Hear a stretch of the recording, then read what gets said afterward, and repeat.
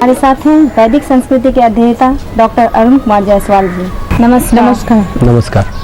श्रीमद् भगवद गीता पहला अध्याय 11वां 12वां 13वां श्लोक। अयनेषु च सर्वेषु यथा भागमवस्थिताः भीष्ममेवाभिरक्षन्तु भवन्तः सर्व एव हि। तस्य संजनयन् हर्षं कुरु वृद्धः पितामहः सिंहनादं विनद्योच्चैः शङ्खं दद्मौ प्रतापवान्। ततः शङ्खाश्च भैर्यश्च पणवानक गोमुखाः सहसैवाभ्यहन्यन्त सशब्दस्तु मूलोऽभवत्। इसलिए सब मोर्चों पर अपनी अपनी जगह स्थित रहते हुए आप लोग सभी निसंदेह भीष्म पितामह की ही सब ओर से रक्षा करें। कौरवों में वृद्ध बड़े प्रतापी पितामह भीष्म ने उस दुर्योधन के हृदय में हर्ष उत्पन्न करते हुए उच्च स्वर से सिंह की दहाड़ के समान गरजकर शंख बजाया। इसके पश्चात शंख और नगारे तथा ढोल मृदंग और नरसिंगे आदि बाजे एक साथ ही बज उठे। उनका वह शब्द बड़ा भयंकर हुआ। हमारी सेना भीष्म द्वारा रक्षित है, ऐसा दुर्योधन कहते हैं। जब तक भीष्म के हाथ में डोर है, भीष्म जब तक यथारूढ़ है और वे जब तक संकल्पित हैं युद्ध करने के लिए, तब तक भीष्म को कोई हरा नहीं सकता। भीष्म अजय है। परंतु आप लोग भीष्म की रक्षा कीजिए। आप लोग अपने अपने स्थान पर खड़े होकर भीष्म को घेर कर रक्षा कीजिए। ये जो बात है अपने ही बात का खंडन है। जब भीष्म अजय हैं तो भीष्म की रक्षा क्यों? इसका अर्थ है कि भीष्म की उस प्रतिज्ञा में भीष्म कौरवों के सेनापति बने थे। भीष्म ने जब कौरवों के सेनापतित्व को स्वीकार किया तो युद्ध के कुछ नियम निश्चित किए और उन नियमों में एक नियम यह भी था कि जिसमें उन्होंने यह कहा था कि जिस तरह से तुम लोग हमारे पौत्र हो, ठीक उसी तरह से पांडव भी हमारे पौत्र हैं। जितना तुम हमें प्रिय हो उतने ही प्रिय पांडव भी प्रिय हैं। इसलिए हस्तिनापुर के साथ वचन से बंधा हूँ, केवल इसलिए युद्ध कर रहा हूँ। मैं पांडवों से युद्ध नहीं कर रहा हूँ, अपनी प्रतिज्ञा का पालन कर रहा हूँ। इसलिए एक मेरा वचन ये भी है कि पांडवों में से किसी का वध नहीं करूँगा। जैसे मैं तुम्हारा वध नहीं कर सकता, तुमने इतने उत्पात मचाए पर तुम्हें दंडित नहीं किया। अगर मैं चाहता तो दुर्योधन का वध कर सकता था, दुर्योधन की जीभ खींच देता, उसके हाथ काट देता, परंतु दुर्योधन मेरा पुत्र है इसलिए वध नहीं किया। दुर्योधन के किसी भाई का वध नहीं किया, दुशासन का वध नहीं किया। जितना प्रिय मुझे दुर्योधन है उतने ही प्रिय मुझे युधिष्ठिर है, उससे ज़्यादा अर्जुन है। तो जो मैं यह प्रतिज्ञा लेता हूँ कि पांडवों का वध नहीं करूँगा तो नहीं करूँगा। बाकी मेरी प्रतिज्ञा है कि मैं 10,000 सैनिकों का प्रतिदिन वध करूँगा तो करूँगा। मेरी प्रतिज्ञा यह है कि जो युद्ध के नियम है उसे धर्मानुसार ही लड़ा जाएगा। सूर्योदय से सूर्यास्त तक युद्ध होगा, उसके बाद युद्ध नहीं होगा। सूर्यास्त के बाद कोई किसी के शिविर में जाना चाहे तो मित्रता के माहौल में आ जा सकता है। तो भीष्म ने जो नियम बनाए थे कि पांडवों का वध नहीं करेंगे, इसलिए भीष्म अगर आरक्षित होते हैं तो सिर्फ पांडवों से, पर पांडवों ने ऐसा नियम नहीं बनाया था कि वे पितामह का वध नहीं करेंगे। इसलिए भीष्म अजय होते हुए भी आरक्षित हैं। दूसरा, कौरव सेना में यह भी पता था कि अम्बा शिखंडी के रूप में पांडवों के शिविर में है। अम्बा स्त्री है और भीष्म उसे स्त्री के रूप में देखते हैं और भीष्म की प्रतिज्ञा है कि वे स्त्री पर हाथ नहीं उठाएंगे। अगर स्त्री सामने आ गई तो भीष्म अस्त्र रख देंगे। इसलिए शिखंडी के द्वारा भी भीष्म का वध संभव है और पांडवों के द्वारा भी। इसलिए पांडव एवं शिखंडी भीष्म के सामने न आने पाए, इसकी पुरजोर कोशिश की जा रही है कौरवों के द्वारा। भीष्म ने इच्छा मृत्यु का कवच पहन रखा है, फिर भी कोई अप्रिय घटना न घटे, भीष्म पर वार कम से कम हो, क्योंकि भीष्म के द्वारा कौरवों की सेना रक्षित है। दुर्योधन ने यह बात ठीक ही कही कि भीष्म के द्वारा कौरवों की सेना रक्षित है, परंतु यह बात गलत कही कि भीम के द्वारा पांडवों की सेना रक्षित है। पांडवों की सेना की रक्षा तो अर्जुन और श्री कृष्ण कर रहे हैं, भीम नहीं। दुर्योधन ने भ्रमित किया। अब भीष्म की रक्षा करो, भीष्म को घेरे में लो, भीष्म के साथ कुछ अघटित न घटने पाए, क्योंकि अघटित घट सकता है। भीष्म कब पांडवों के मुंह में इच्छा मृत्यु के वरदान का परित्याग कर दें और न जाने वे कब इच्छा ही कर ले कि अब हमें मरना है, तो मुश्किल हो जाएगा। एक बात है, जब युद्ध शुरू हुआ तो युधिष्ठिर कौरवों की सेना की ओर चले। दुर्योधन ने सोचा कि युधिष्ठिर समर्पण के लिए आ रहे हैं, इसलिए सेना की विशाल व्यूह रचना देखकर युधिष्ठिर शायद डर गए। तो दुर्योधन थोड़ा लड़ना चाहता था। उसने कहा कि बड़ा कायर आदमी निकला, युद्ध से पहले ही हार मान बैठा। तो भीष्म ने कहा कि दुर्योधन अपनी अकल का इलाज कराओ, पांडव कुछ भी हो सकते हैं पर कायर नहीं हो सकते। युधिष्ठिर क्यों आ रहे हैं, प्रतीक्षा करो। आने के बाद सबसे पहले युधिष्ठिर ने भीष्म पितामह को प्रणाम किया। आप हमारे पूज्य हैं, आपसे हम युद्ध करना चाहते हैं, आप हमें आज्ञा दें। भीष्म ने कहा हम तुम पर प्रसन्न हैं, बिना आज्ञा लिए अगर युद्ध करते तो हम तुम्हें शाप देते। युधिष्ठिर बोले, पितामह हम आपकी आज्ञा के बिना कुछ नहीं कर सकते, हम तो हमेशा से बचपन से लेकर आपकी आज्ञा का पालन करते रहे और फिर आपकी आज्ञा के बिना हम युद्ध कैसे कर सकते हैं।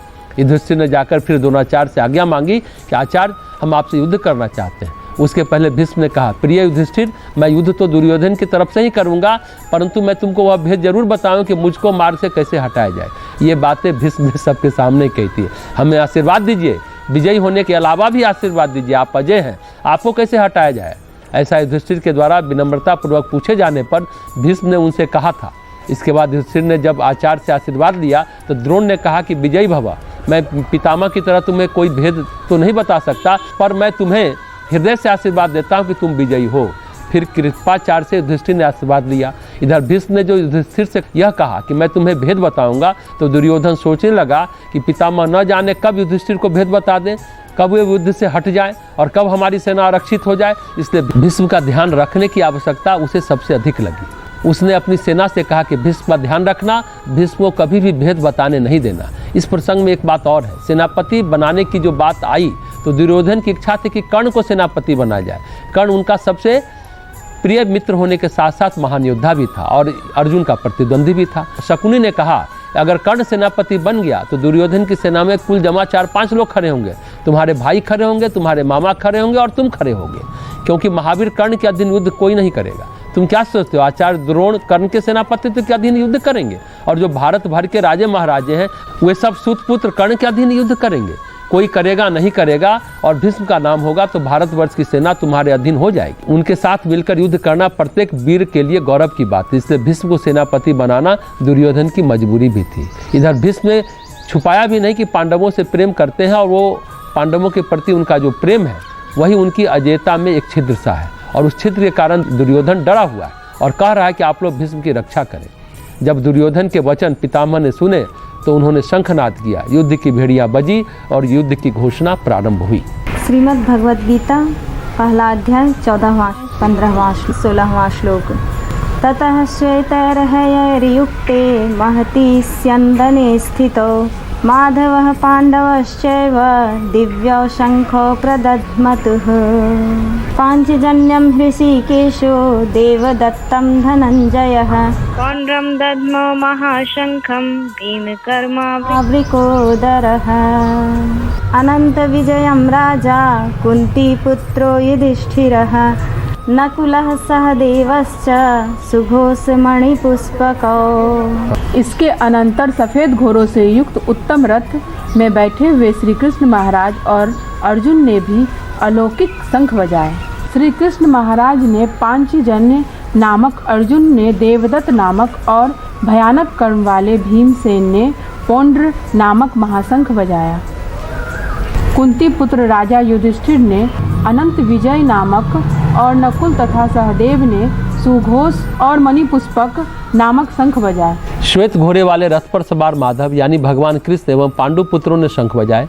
ये सब किसके जवाब में शंख बजाए? जब भीष्म ने शंख बजाए और भीष्म के बाद कौरव सेना ने शंखनाद किया। पांडवों को वे शंख अलौकिक थे, किन्हीं राक्षसों पर विजय प्राप्त करने के बाद उन्हें ये शंख मिले थे। इनके शंखों के नाम भी अलग अलग थे, आवाज़ भी अलग अलग, जो दूर से पहचानी जा सकती थी। पांडवों के 5 शंख और 1 शंख भगवान कृष्ण का, ये 6 शंख सबसे पहले बजे। पांचजन्य शंख का नाम है जिन्हें कृष्ण ने बजाया। जब भगवान श्री कृष्ण संदीपन मुनि के गुरुकुल में पढ़ते थे और संदीपन मुनि से श्री कृष्ण ने कहा कि आचार्य मुझसे गुरु दक्षिणा मांगिए, तो गुरु पत्नी ने सोचा कि श्री कृष्ण ने दक्षिणा की बात कही है, ये श्री कृष्ण सामान्य विद्यार्थी तो है नहीं, पुरुषोत्तम है, भगवान है, यह बात सभी जानते हैं। तो आचार्य संदीपन की पत्नी को मोह पैदा हुआ और उन्होंने कहा कि श्री कृष्ण गुरु दक्षिणा देने के लिए तैयार है। श्री कृष्ण से जैसे ही गुरु दक्षिणा लेनी चाहिए तो उनका पुत्र जो समुद्र में डूबकर मर गया था, दोनों ने कहा हमें हमारा पुत्र वापस चाहिए, मरा हुआ मृत पुत्र हमें वापस हो जाए। श्री कृष्ण ने कहा ठीक है, जब गुरु दक्षिणा की बात कही है तो पुत्र देंगे। तब भगवान श्री कृष्ण ने पांचजन नामक शंख रूपधारी राक्षस को मार करके उनका पुत्र वापस किया। इस तरह यह पांचजन शंख जो पांचजन राक्षस के नाम पर था वह श्री कृष्ण को मिला। इसी तरह देवदत्त शंख इंद्र ने अर्जुन को दिया था। वो अन्य शंख भी अपने अपने ढंग से अन्य पांडु पुत्रों को भी मिला था। अर्जुन का एक नाम धनंजय भी है, क्योंकि कथा है कि विजय जब युधिष्ठिर को मिली थी तब उन्होंने राष्ट्रीय यज्ञ किया था उस समय अर्जुन ने बहुत सारे राजाओं को जीतकर धन जुटाया था, जिस कारण उनका नाम धनंजय पड़ गया। इसी तरह भीमकर्मा अर्थात भयानक कर्म करने वाले भीम के संघ का नाम था पौंड्र। कुंती पुत्र राजा युधिष्ठिर के संघ का नाम था अनंत विजय। नकुल और सहदेव के संघ का नाम था सुघोष और मणिपुष्पक। इन छहों ने भीष्म पितामह के शंखनाद के उत्तर में शंखनाद किया। भगवान कृष्ण एक बात बार बार जानते थे कि युद्ध का प्रारंभ ये महाभारत है, यह कोई सामान्य युद्ध नहीं है, प्रायः पूरा विश्व लड़ेगा। एक तरीके से देखा जाए तो धरती पर होने वाला पहला विश्व युद्ध यही था। तो विश्व युद्ध में कृष्ण की यह आंतरिक इच्छा थी कि पुनीत कर्म वाले पांडु पुत्र इस युद्ध की शुरुआत न करें। अगर इतिहास में कलंकित ही होना है तो पांडु पुत्र क्यों, कौरव कलंकित हो। इनसे पांडवों की ओर से पहले कोई शंखनाद नहीं किया गया।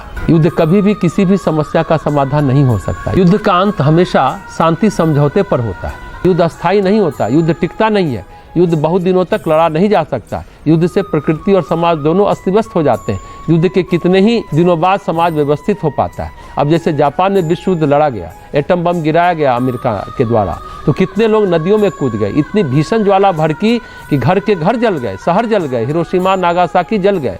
इसके बाद उसका विकिरण रेडिएशन वर्षों तक रहा, पीढ़ियों तक संतानें अपंग पैदा होती रही। तो युद्ध जो है वह बड़ा भयावह होता है। इसलिए श्री कृष्ण ने पहले शंख नहीं बजाया। सेनाएं तो दोनों इकट्ठी हो गई थी, लेकिन युद्ध की घोषणा पांडवों की ओर से नहीं, कौरवों की ओर से हुई। पांडव धर्माचरण करने वाले व्यक्ति हैं। धर्म जो है अधर्म नहीं करता, बल्कि अधर्म का प्रति उत्तर देता है, उसका विनाश करता है। इसी तरह जब पांडवों की ओर से श्री कृष्ण ने शंख बजाया, तब अन्य सेनानियों ने भी शंख नाद किया।